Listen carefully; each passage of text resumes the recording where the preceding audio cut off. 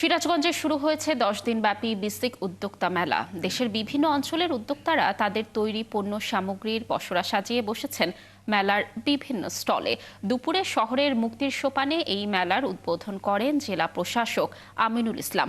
বাংলাদেশ ক্ষুদ্র কুটির শিল্প কর্পোরেশন, বিসিক ও জেলা প্রশাসন এই মেলার আয়োজন করেছে। মেলার 53টি স্টলে পাওয়া যাবে হাতের তৈরি বিভিন্ন পোশাক, খাবার, হ্যান্ডিক্রাফট, তাঁতের শাড়ি, প্রসাধনী, শিশুদের খেলনা সহ গৃহস্থলীর নানা পণ্য। প্রথম দিন থেকে নানা বয়সী ক্রেতার ভিড় জমে উঠেছে এই মেলাতে। মেলায় প্রতিদিন সন্ধ্যায় থাকবে সাংস্কৃতিক অনুষ্ঠান। 10 দিনের এই মেলা শেষ হবে আগামী 27 ডিসেম্বর।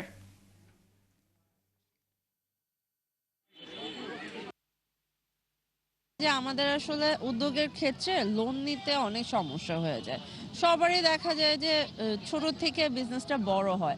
যখন আমরা বিজনেসটা বড় করতে যাই না, তখন আমরা বিভিন্ন প্রকার লোন সংক্রান্ত ঝামেলায় পড়ি। তো সেই ঝামেলাগুলো যদি সরকার একটু সহজ করে দেয়, আমাদের নারী উদ্যোক্তাদের জন্য অনেক ভালো হয়।